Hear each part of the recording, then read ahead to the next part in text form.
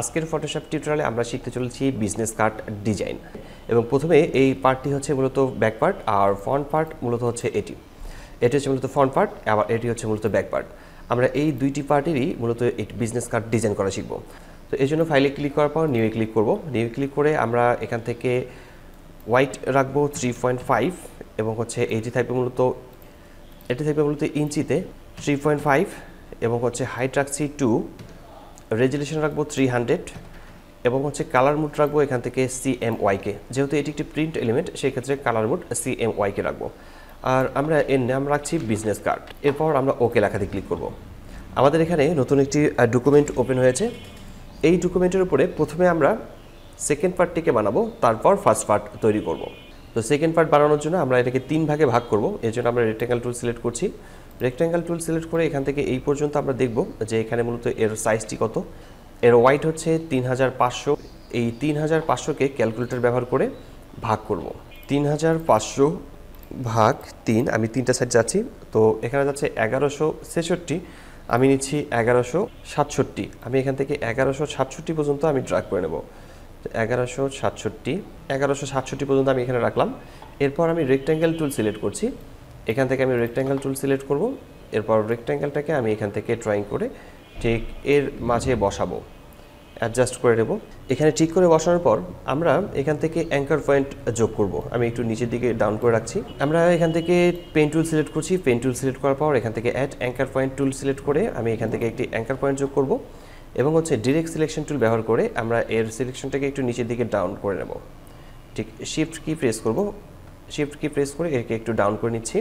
এই যে শেপটি রয়েছে এই শেপটিকে আমরা একটু কপি করে নেব। কন্ট্রোল প্রেস করে জে প্রেস করে নিচ্ছি। এখানে শেপ এখানে ক্লিক করে এই জায়গায় ক্লিক করে কন্ট্রোল জে প্রেস করছি, কপি হয়ে যাবে।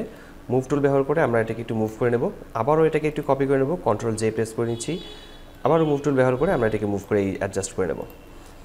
মাঝখানের যে শেপটি আছে এখানে ডাবল ক্লিক করে এর কালারটিকে আমরা এখান থেকে একটু হালকা কালার রাখবো। আমি হালকা কালারের মধ্যে রাখছি, ঠিক এরকম, দেন ওকে। তো এটি মূলত শেপ তৈরি হয়েছে। আমরা 3টি শেপ তৈরি করলাম। আর এই জায়গায় আমরা শেপ তৈরি করব। আমি এই 3টি শেপকে আবারও সিলেক্ট করছি, কন্ট্রোল প্রেস করে কন্ট্রোল টি প্রেস করে ফ্রি ট্রান্সফর্ম টুল সিলেক্ট করব, একটু বড় করে নেব। ঠিক এতটুকু আমরা একটু বড় করে নিচ্ছি।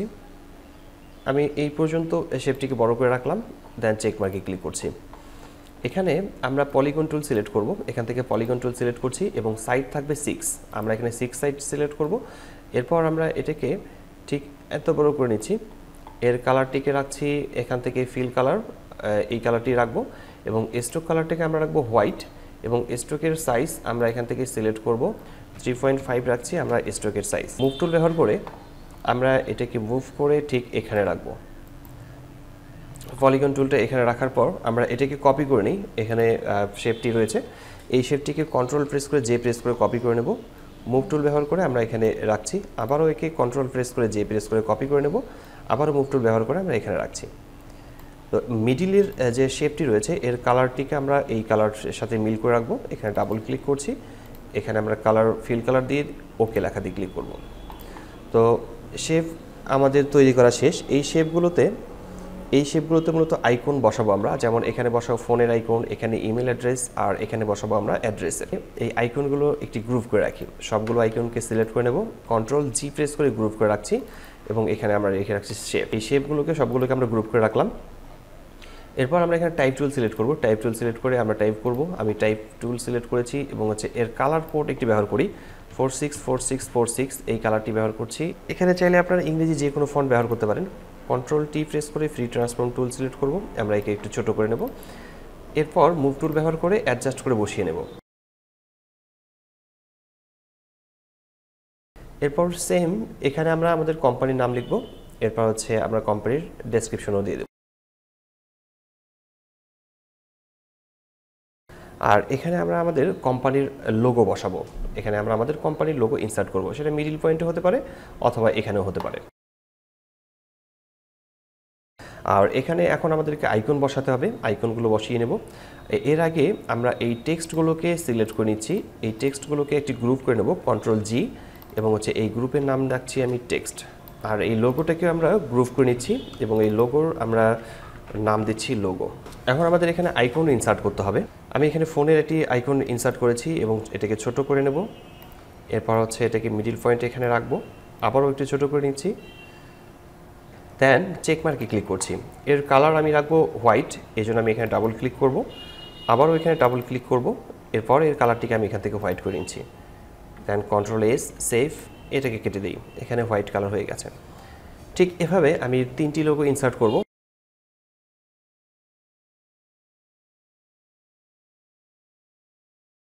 তো এখানে আমাদের লোগো বসানো শেষ। এরপর নিচের দিকে আমাদেরকে ইনফরমেশন বসাতে হবে। আর এখানে আমরা ফোন নাম্বার টাইপ করব। আমি এখান থেকে টাইপ টুল সিলেক্ট করছি। টাইপ টুল সিলেক্ট করার পর এখানে আমি কালার সিলেক্ট করব একটু অফ হোয়াইট, ঠিক আমি এই কালারটি সিলেক্ট করছি। এরপর ওকে লেখাতে ক্লিক করব।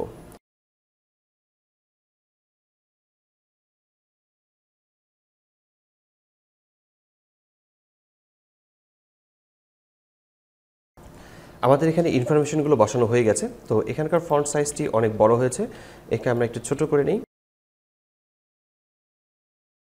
তো ঠিক এভাবে আমরা মূলত একটি বিজনেস কার্ড ডিজাইন করেছি। আর এখানকার বেশ কিছু কাজ আছে, যেমন এখানকার ইনফরমেশনগুলো, এই ইনফরমেশনগুলোকে আমরা ঠিক করব। প্রথমে এই আইকনগুলোকে সিলেক্ট করছি, একে গ্রুপ করে নিচ্ছি, গ্রুপটাকে আমরা নাম দিচ্ছি আইকন। এরপর হচ্ছে আমরা এখান থেকে টেক্সটগুলোকে সিলেক্ট করে নেব।